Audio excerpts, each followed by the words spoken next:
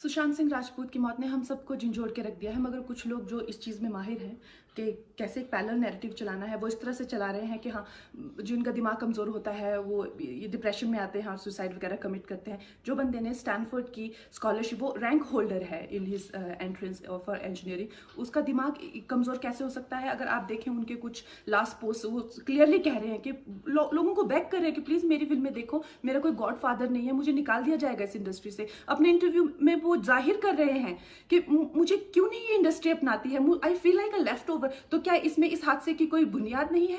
किस तरह से अगर किसी और स्टार किड ने इस तरह से 6-7 के साल के स्पैन में काय पोचे जैसे उनको कोई डेब्यू की कोई एक्नॉलेजमेंट, कोई अवार्ड नहीं मिला, या केदारनाथ या धोनी या छिछोरे जैसी फिल्म, एक गली बॉय जैसी एक वाहियात फिल्म को सारे अवार्ड मिलते, Chhichhore is the best film and the best director, उनकी फिल्म को कोई एक्नॉलेजमेंट नहीं। हमें आपसे कुछ नहीं चाहिए, हमें आपकी फिल्में नहीं चाहिए, लेकिन जो हम खुद करते हैं आप हमारे एक्नॉलेजमेंट क्यों नहीं हमें देते हैं?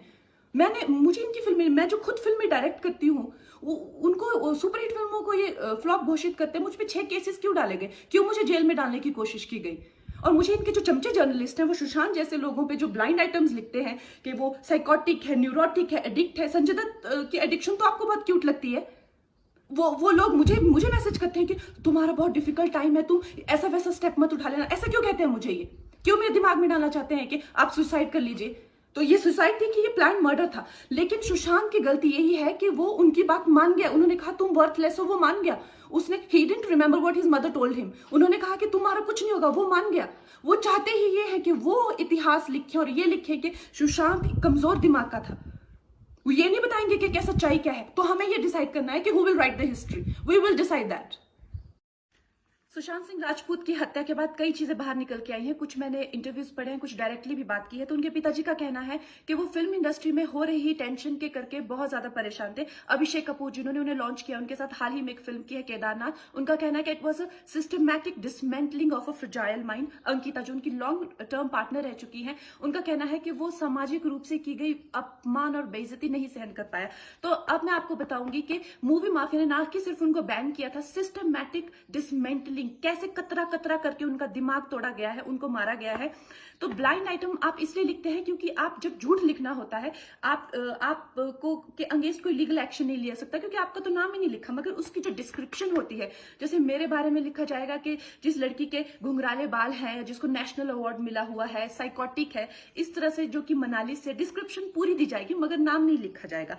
23 अगस्त 2017 को बॉलीवुड लाइव सुशांत के बारे में लिखता है कि वो जब भी सेक्स करता है तो सिर्फ अपने ही गाने सुनता है, वो सबसे बड़ा नार्सिसिस्ट है। 16 दिसंबर 2016 में मुंबई मिरर लिखता है कि सुशांत एक ट्रक ड्राइवर की तरह लगता है। 22 फरवरी 2019 को मुंबई मिरर लिखता है कि पार्टी में तमाशा करने के बाद सुशांत ने कांच की बोतल एक डायरेक्टर के सर पे दे मारी। 18 अक्टूबर 2018 को डीएनए लिखता है कि सुशांत ने अपनी को एक्टर का रेप किया और वो मीटू के चलते अब जेल जा सकता है। और ऐसी न जाने कितने अनगिनत झूठ।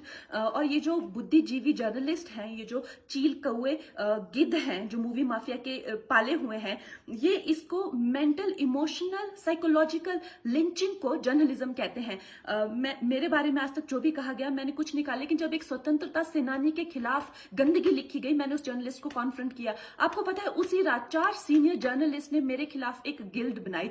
ऐलान किया गया कि इसकी फिल्म को बैन किया जाए, फ्लॉप किया जाए। आपको पता है 3000 जर्नलिस्ट गैंग अप होते हैं एक अकेली लड़की पर, उसकी इमोशनल लिंचिंग करते हैं सरेआम, और ये समाज कुछ नहीं कहता, कानून कुछ नहीं कहता है।